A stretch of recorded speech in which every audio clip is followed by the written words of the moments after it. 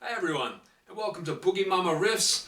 Today we're going to be talking about Powerage and Who Made Who, which is the last two albums that Vanda and Young produced for AC/DC.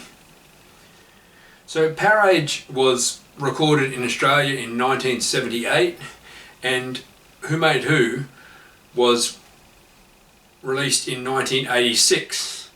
And for those of you who may know or may not know, I don't want to assume that everyone knows everything about AC/DC on here, but one of the things is Harry Vanda and George Young, Angus and Malcolm's brother, who not only produced their records from their first album High Voltage to Powerage in the Bon Scott era, they actually helped in the songwriting. I'm not sure if many of you know that, but I'm pretty sure it has to be a thing that Vanda and Young definitely helped in the songwriting process.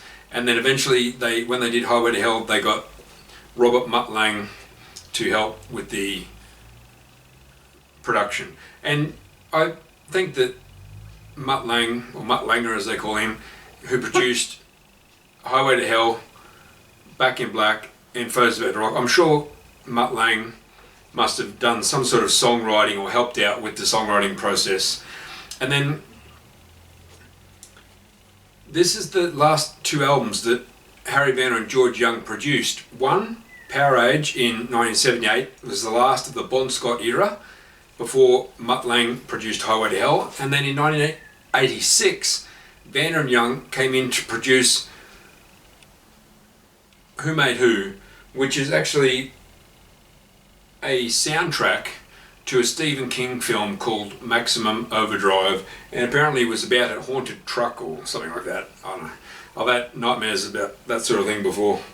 But this was, in my opinion, when talking about the Brian Johnson era, AC/DC brought out Back in Black, in the Bon Scott era, first Mutt Lange produced Highway to Hell, then Bon Scott sadly died and passed away. Hopefully we'll see him again one day and have a drink with him. And then they returned with a new singer, Brian Johnson, in the Back in Black, and which is the biggest selling album ever. That's a shirt I have on right now. And then Mutt Lange produced For Those About to Rock. And after that, I know this isn't necessary to do with Powerage or Who Made Who, but it actually does have something to do with it. I feel maybe AC/DC, after For Those About to Rock, felt that they were maybe, apparently from what I've read, I don't just get these things off Wikipedia, I've read lots of things, watched lots of things, and listened to these guys all my life, and apparently Mutt Lange was a bit of a treat or a bit of a chore in the studio. He, apparently when they were recording, I think it was For Those About to Rock, and they were in the studio, and I read this somewhere, that they were just, the first thing Mutt Lange does is he gets the sound right for each and every instrument, and so he starts with the drum kit, and so I think apparently someone was just hitting the snare drum, trying to get the recording, the sound, the ambience right for the snare drum, and apparently after 2 days of when they were recording For Those About to Rock, and someone was just hitting the snare drum trying to get the right sound, and they turned around and said to and Mutt Lange turned around to the sound engineer and said, "What do you think? How do you reckon it sounds?" And the sound engineer said, "Oh, I don't know."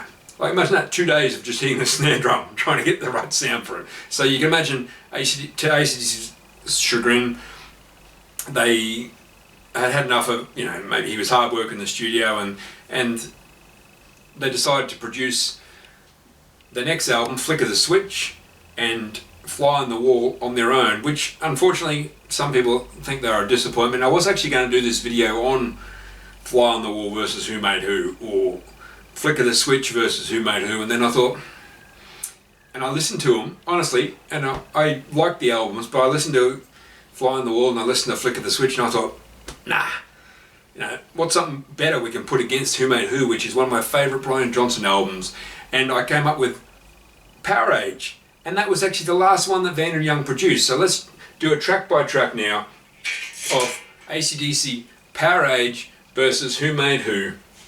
And the first track on the Powerage album from Bon Scott is Rock and Roll Damnation. And if we do a track against the Who Made Who album, the first number on Who Made Who is Who Made Who. So if we did a competition here between Rock and Roll Damnation and Who Made Who, I'm going to pick Rock and Roll Damnation. That's a close one, but I'm picking Rock and Roll Damnation. Number 2, second track on side 1, Down Payment Blues versus You Shook Me All Night Long. Both great tracks, but I'm always going to pick Bon.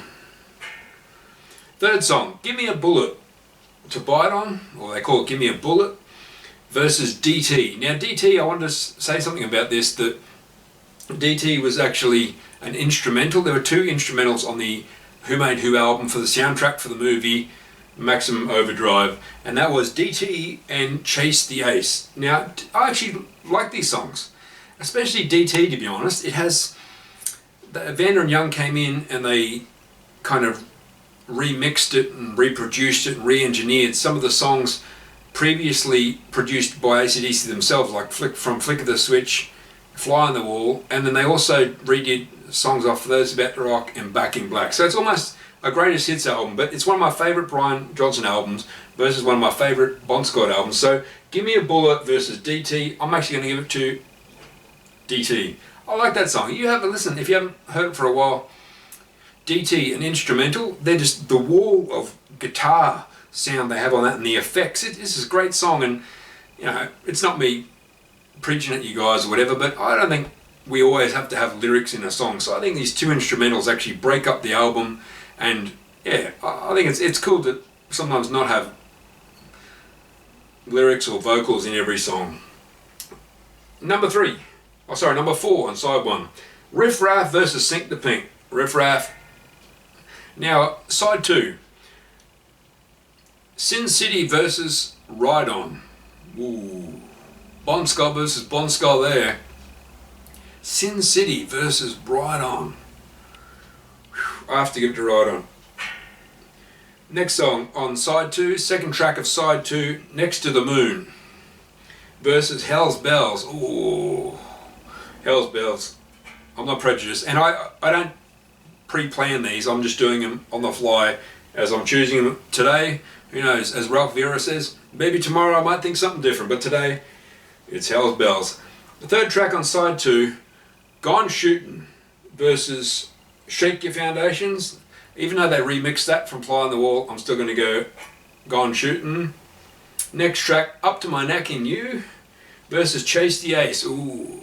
So we've got sort of a, what you call a blues shuffle in A, going dun dun dun dun dun dun dun dun dun dun dun dun. I'm trying not to play the drums because my dog's here, and whenever I play drums she comes up and joins the video. So Up to My Neck in You verse, which is a blues shuffle, versus Chase the Ace, which is an instrumental. I'm going to give it to Up to My Neck in You for that one. And the final track is Kicked in the Teeth versus For Those About to Rock. Whoa! For Those About to Rock, if you've ever seen that live, when AC/DC closed their show with it, it's just next level. But today we're doing the studio version of Powerage versus Who Made Who, and I'm going to say Kicked in the Teeth versus For Those About to Rock. I'm going to For Those About to Rock. So we'll just tally it up now and see which album won on our little track by track here. We got Powerage, which is 1, 2, 3, 4, 5 tracks.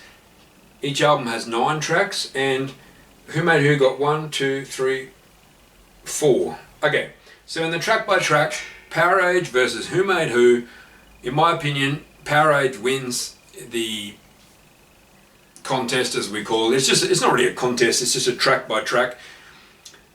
Powerage versus Who Made Who. And I would probably say if I was going to buy both albums, and it's my favourite Bon album versus my favourite Brian album, if I was going to buy one of those tomorrow, I'd probably buy Who Made Who, but according to the track by track, and if we were going to stack it up, how many are my favourite songs, I would have to pick AC/DC Powerage from 1978. So thanks for joining us today.